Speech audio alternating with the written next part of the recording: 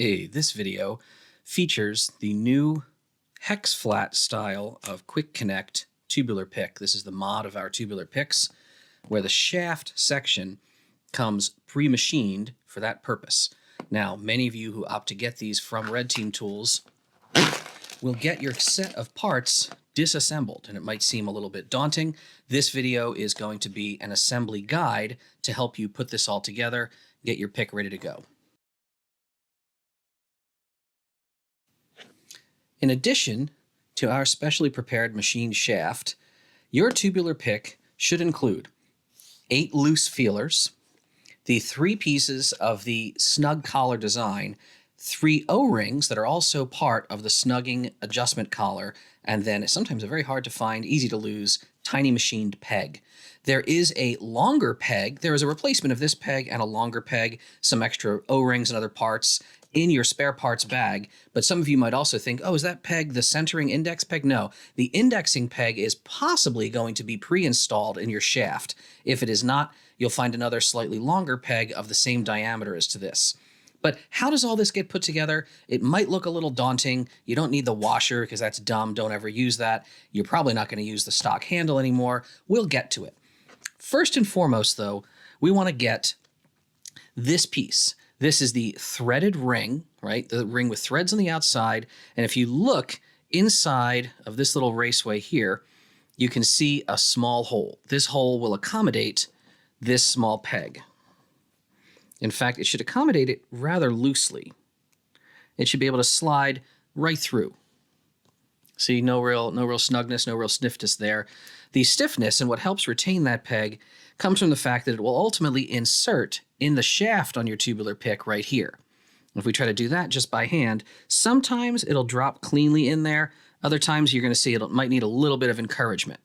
Like I can get it in there with my hands, but I'm going to pull it out right now. Because what we want to do is get this indexed up. So you want, if this is the front working end of your pick, you want the threading to be coming off the front end. So the threading terminates back here in a flat collar. Like think of this as a gun barrel. This is like the rim of a round. You want the rim facing the rear breech side.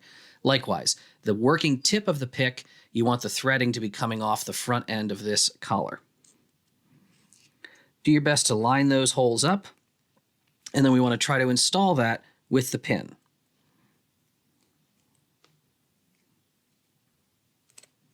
There we go. Now on mine, I can just kind of push this in just with my thumb and snug it right in. Other people might need to grab a little pair of pliers, kind of give it a bit of encouragement. You might need to get some needle nose or some other poke and prod style tool to really jam that down in there. But once that little peg has gone in the hole, now you see this has a lot of weeble wobbly, flippy floppy, and again, that little pin might even want to fall right out on you.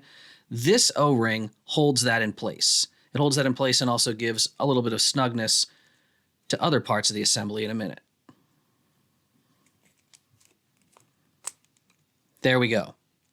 All right, now this isn't going to come off there anytime soon, but of course it's waggling around. Why is it so loose? We'll get to that. We'll get to that.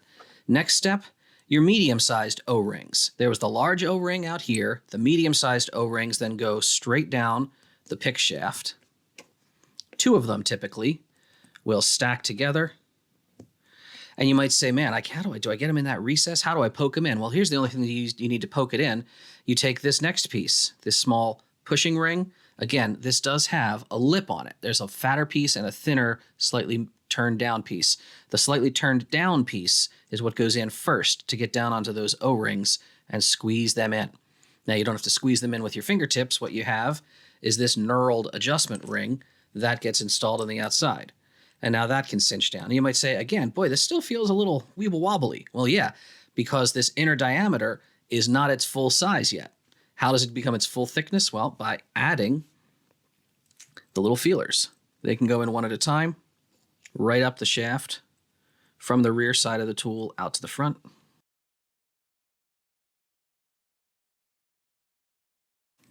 And there you go. Now we don't have a lot of flex and wiggle. Now it feels like a conventional pick tool.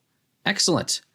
There you are. If you want to cap the top end just to protect those feelers, that's fine. Then when you have any sort of bit handle that you might choose to use, you might say, okay, I'm locked in, but ooh, boy, that has a lot of wiggle room, doesn't it? Yes, depending on what brand of handle you have, you may want to stack multiple of these additional small O-rings that we have included to make sure you get a proper snug fit in whatever sort of standoff distance your particular handle has. Then it has nicely rock solid on there, no wiggles, no fussing about. Excellent. There you go.